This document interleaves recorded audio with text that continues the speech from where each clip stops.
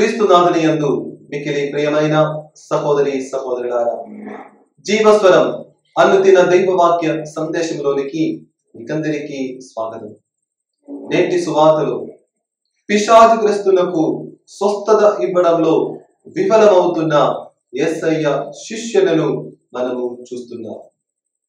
ప్రియులారా, ఈ యేసయ్య శిష్యులు ఎవరు?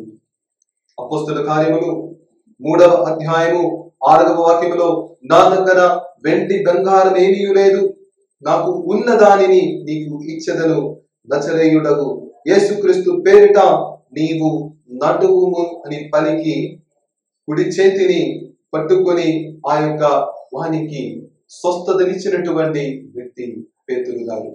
ఆ పేతురు గారు ఈరోజు సువార్తలోకి వచ్చినప్పుడు ఎందుకు స్వస్థత ఇవ్వలేకపోయారు?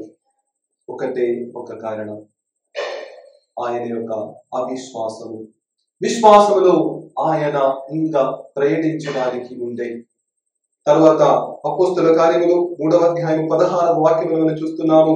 ఆయన నామమునంతని విశ్వాసము మూలమున ఆయన నామని మీరు చూచుచు ఎరిగి ఉన్న వీనిని బలపరచినది, ఆయన వలన కలిగిన విశ్వాసమే మీ అందరి ఎదుట వీనికి ఈ పూర్ణ స్వస్థత కలుగజేసును. ప్రియులారా, యేసయ్య నామములో స్వస్థతలు జరుగుతుందని మనం విశ్వసించినప్పుడు మన జీవితంలో గొప్ప అద్భుతాలు జరుగుతుంది. పేతురు గారు ఎప్పుడైతే యేసయ్య నామములో స్వస్థత జరుగుతుందని నమ్మారో అప్పుడు ఆయన అద్భుతాలు చేశారు. కాబట్టి మనం నమ్ముతాం.